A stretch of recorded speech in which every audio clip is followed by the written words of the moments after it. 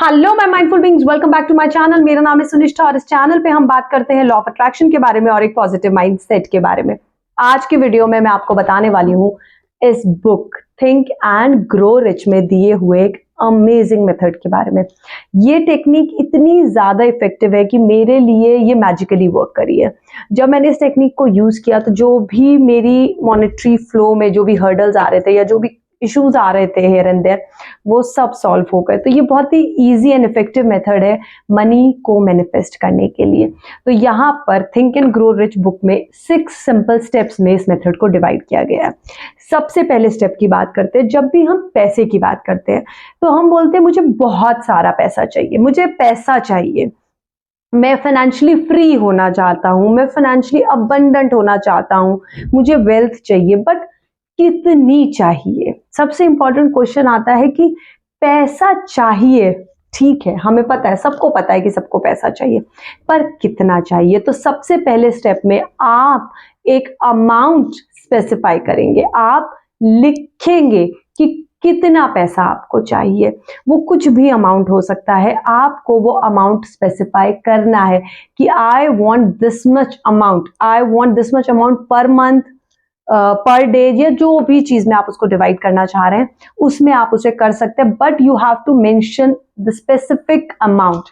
आपको एक specific amount बहुत जरूरी होता है मेंशन करना। जब तक हम एक स्पेसिफिक अमाउंट नहीं बताते ना, तो हमारे ब्रेन को क्लियर इंस्ट्रक्शन नहीं मिलता, पता नहीं चलता कि कितना चाहिए। कितना बहुत सारा होता है, वो उसका कुछ एक स्पेसिफिकेशन नहीं होता। तो जब स्पेसिफिकेशन होगा, जब एक अमाउंट का पता चलेगा, तो उसी डायरेक्शन में फिर काम होना स्टार्ट होगा।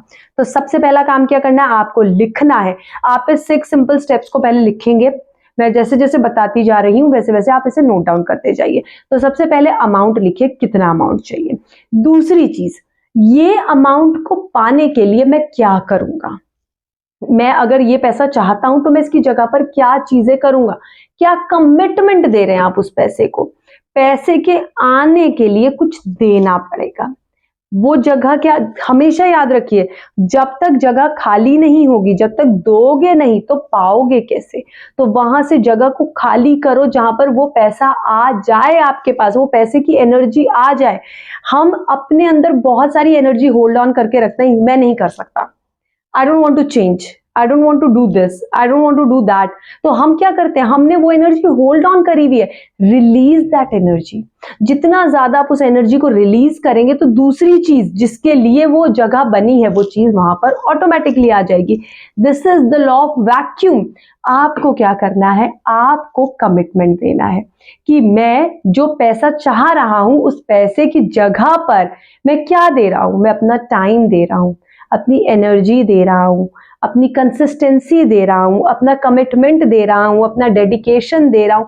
या लिख सकते हैं कि हर दिन मैं इस पैसे को कमाने के लिए, इस पैसे के आने के लिए इतना समय दूंगा, इतनी एनर्जी दूंगा, इस तरह से करूंगा, ये टाइम दूंगा, रात को करूंगा, सुबह को करूंगा, या जल्दी उठूंगा। जो भी चीज आपको लगती है कि वो पैसे के अगेंस्ट आप दे सकते हो और उस पैसे के अकॉर्डिंग भी होनी चाहिए। मतलब अगर मैं बहुत बड़ा अमाउंट चाह रही हूं, मैं 10 करोड़ रुपया चाह रही हूं, तो आप समझिए कि 10 करोड़ रुपीस के लिए मुझे क्या चीज देनी पड़ेगी। तो वो चीज देने के लिए, वो एनर्जी को रिलीज करने के लिए क्या मैं तैयार हूं? जब आप तैयार होंगे, जब आप देने के लिए तैयार होंगे, तो वो पैसा आने के लिए तैयार हो जाएगा। तो दूसरा है कि आपको ये लिखना है कि आप क्या चीज देंगे इस पैसे के अगेंस्ट में। थर्ड थिंग, आपको एक डेट स्पेसिफाई करनी है। Specification of a date is very important. हमें ये नहीं लिखना मुझे पैसा चाहिए।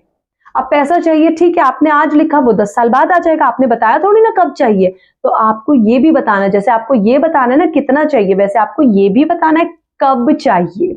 तो आप एक डेट निकालिए और डेट आपके आपके अकॉर्डिंग होनी चाहिए। मतलब आपको सेटिस्फाई करनी चाहिए कि ये अमाउंट इतने टाइम तक मेरे पास आ सकता है। मतलब कोई उसमें ये नहीं होना चाहिए, रेजिस्टेंस नहीं होना चाहिए कि आप सोच रहे हैं कि नहीं 3 महीने में नहीं हो पाएगा, फिर भी आप 3 महीने के बाद की डेट लिख रहे हैं। सो राइट अ डेट जो आपको लगता है कि इतने टाइम तक ये वाला पैसा आराम से आ जाएगा, मैं मैनिफेस्ट कर पाऊंगा, मैं मैनिफेस्ट कर लूंगा। तो आपको क्या करना है?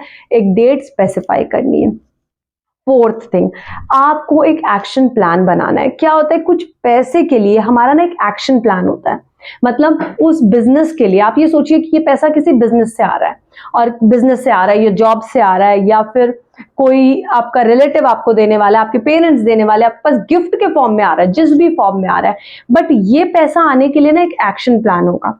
तो उस एक्शन प्लान को लिखिए, मतलब बिजनेस प्लान को लिखिए, जॉब के प्लान को लिखिए, या फिर कोई गिफ्ट है तो उसके प्लान को लिखिए कि कोई आपको गिफ्ट कब देगा, आप उसके लिए क्या करोगे जब वो आपको गिफ्ट देने के लिए तैयार होगा या इतना बड़ा अमाउंट देने के लिए तैयार होगा। तो एक एक्शन प्लान होता है, हर चीज के पीछे एक एक्शन प्लान होता है। तो आपको एक्शन लेना भी बहुत ज्यादा जरूरी है। लॉ ऑफ अट्रैक्शन में अपने आप ही एक बहुत इंपॉर्टेंट वर्ड है, दैट इज एक्शन। अट्रैक्शन में एक्शन वर्ड भी आता है, तो आपको एक्शन प्लान भी बनाना पड़ेगा। तो आप एक एक्शन प्लान अपना प्रिपेयर करिए, उस एक्शन प्लान को लिख दीजिए। जो भी चीजें आप लिख रहे हैं ना, उसको बहुत एक प्रॉपर वे में लिखिए। प्रॉपर वे में मतलब कि इतना पैसा इतनी तारीख तक मेरे पास इस फॉर्म में आ जाएगा, मतलब कि जो भी अमाउंट है, स्पेसिफिक अमाउंट भी हो गया, स्पेसिफिक डेट भी हो गई, फिर वो स्पेसिफिक काम भी हो गया क्योंकि आपने एक्शन भी बना लिया, और फिर उसके बाद इस काम के लिए मैं क्या क्या चीजें देने के लिए तैयार हूं, मैं अपनी तरफ से क्या इनपुट्स करूंगा, वो भी आपने लिख लिया।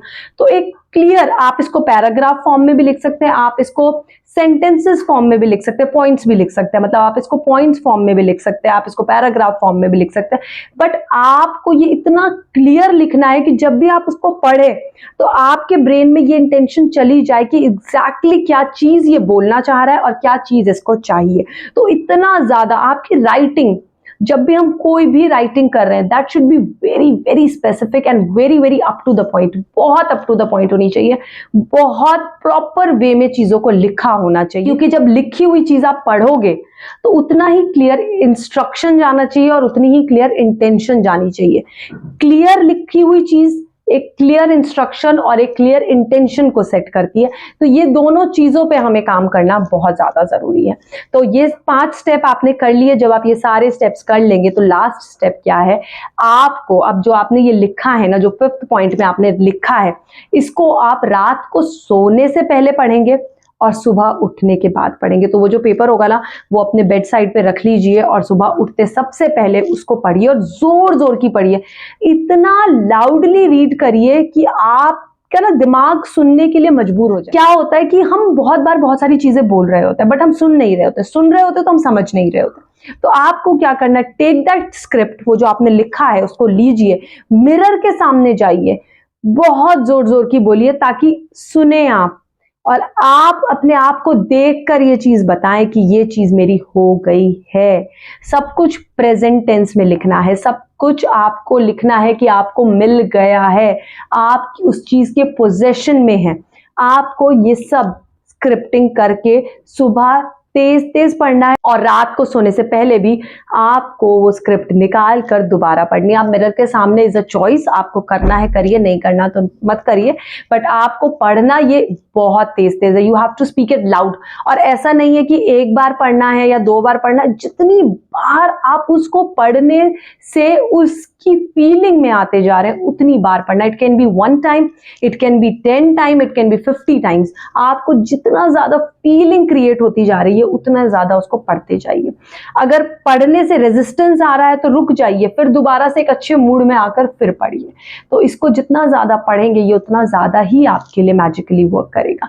एंड पढ़ते वक्त वो चीज आपके पास है, ये फीलिंग आपको क्रिएट करनी है कि वो मेरे पास है, मेरे पास है, वो पैसा रखा है मेरे सामने, तभी मैं ये बोल रहा हूं कि ये पैसा मेरे पास इस डेट पर आ गया है।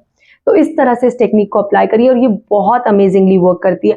मैं अपनी कुछ success stories regarding to this technique आप लोगों के साथ डेफिनेटली शेयर करूंगी आने वाली वीडियोस में। तो आप इस टेक्निक को अप्लाई करके देखिए और मुझे बताइएगा कितना अमाउंट आप लोगों ने मैनिफेस्ट किया है इस टेक्निक से। Thanks a lot for watching this video. Thanks a lot, bye.